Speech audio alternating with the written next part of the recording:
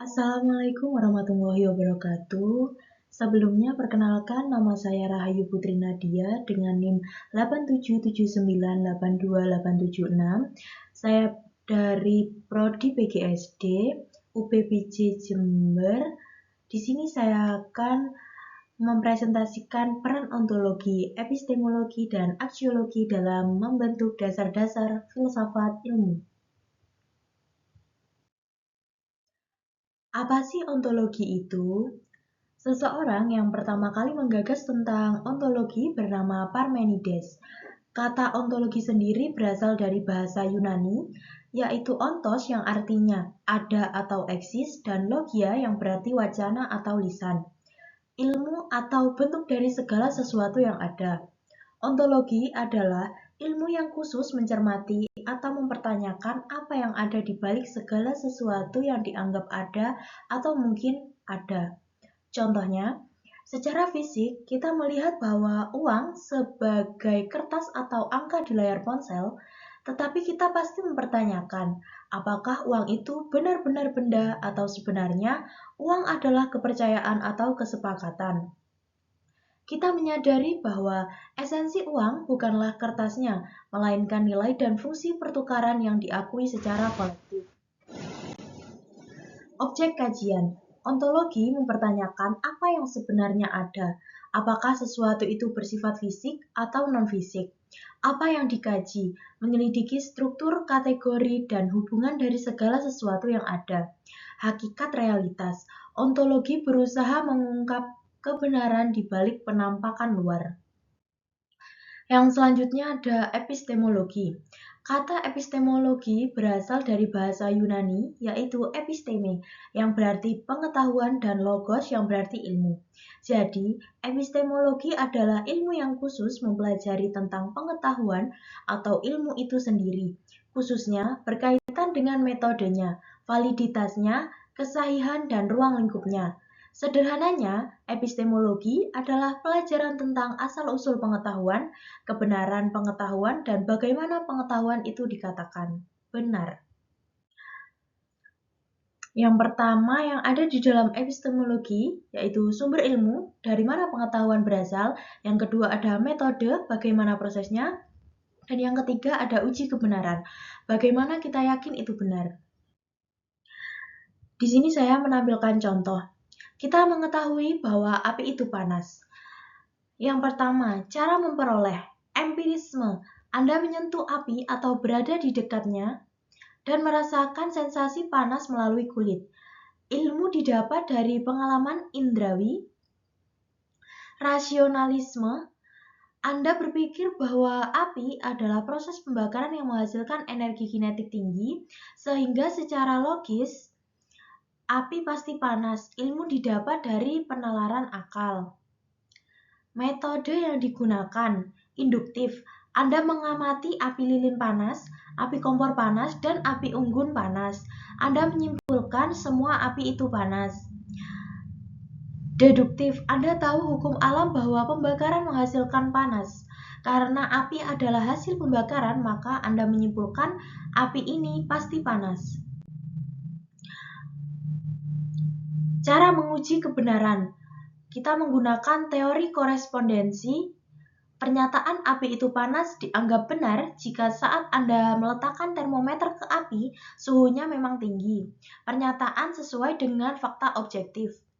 Yang kedua, menggunakan teori koherensi. Pernyataan ini benar karena tidak bertentangan dengan ilmu fisika atau pengalaman manusia lainnya selama ribuan tahun.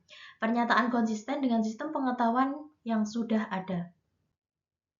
Selanjutnya kita akan membahas tentang aksiologi. Aksiologi berfokus pada nilai, yaitu etika dan estetika, penerapan ilmu pengetahuan dalam dunia nyata. Aksiologi sendiri berasal dari bahasa Yunani, yaitu aksia, yang berarti nilai, dan logia, yang berarti wacana lisan ilmu. Jadi, aksiologi adalah studi filosofis tentang nilai. Nilai ini mengacu pada istilah kolektif untuk etika dan estetika. Sebagai contoh, kejadian tentang uji coba nuklir di Korea Utara. Nuklir merupakan salah satu temuan ilmiah yang konkret dan sangat penting bagi kehidupan manusia. Di sisi lain, ketika Korea Utara hendak melakukan uji coba nuklir, maka dunia internasional tentu tidak akan tinggal diam sebab hal itu. Secara etika, dianggap sebagai sesuatu yang melanggar nilai tentang benar atau salah dan baik atau buruk. Bagi Korea Utara, hal itu mungkin benar bagi mereka sebagai bentuk pertunjukan penguasaan teknologinya atau bahkan sebagai bentuk dari bagian tahapan penelitian mereka. Tetapi di sisi lain, belum tentu baik bagi dunia internasional yang menganggap bahwa apa yang dilakukan oleh Korea Utara dapat berdampak buruk secara global. Berikut adalah penjelasan nilai etika dan tujuan penggunaan ilmu. Yang pertama, nilai etika dalam ilmu. Ilmu tidaklah bebas nilai, tidak netral sepenuhnya. Saat sudah bersentuhan dengan manusia, pembatasan moral memastikan penelitian atau penemuan tidak melanggar martabat manusia. Seorang ilmuwan juga memiliki tanggung jawab agar karyanya tidak digunakan untuk merasa alam atau sesama dan harus sesuai prosedur ilmiah. Yang kedua ada tujuan penggunaan.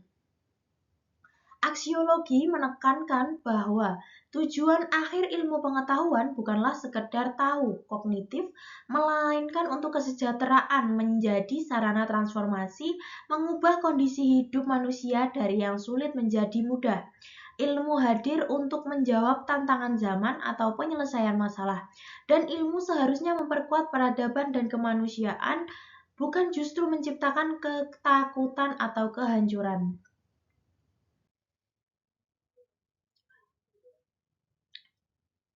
Keterkaitan ketiganya sebagai pondasi utama filsafat. Yang pertama, hubungan berantai satu alur. Ketiganya membentuk alur berpikir yang logis dan runtut. Ontologi sebagai objek menentukan apa yang akan dikaji. Tanpa ontologi, kita tidak punya bahan untuk dipikirkan. Yang kedua ada epistemologi, yaitu proses menentukan bagaimana cara mengetahui objek tersebut agar menjadi ilmu yang benar. Tanpa epistemologi, pengetahuan kita hanya berupa asumsi atau mitos. Yang ketiga ada asiologi atau nilai, menentukan untuk apa ilmu tersebut digunakan. Tanpa aksiologi, ilmu bisa menjadi buta dan berbahaya. Selanjutnya, sebagai standar validitas ilmu, sesuatu baru bisa disebut sebagai ilmu pengetahuan jika memenuhi syarat ketiganya. Ada objeknya yang nyata atau abstrak atau ontologi, bisa dibuktikan secara metodis dan masuk akal seperti epistemologi, dan memiliki manfaat bagi kehidupan atau aksiologi.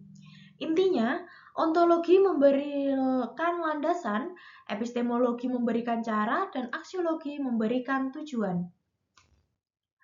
Sekian yang dapat saya sampaikan. Apabila ada kesalahan, saya mohon maaf. Saya akhiri. Wassalamualaikum warahmatullahi wabarakatuh.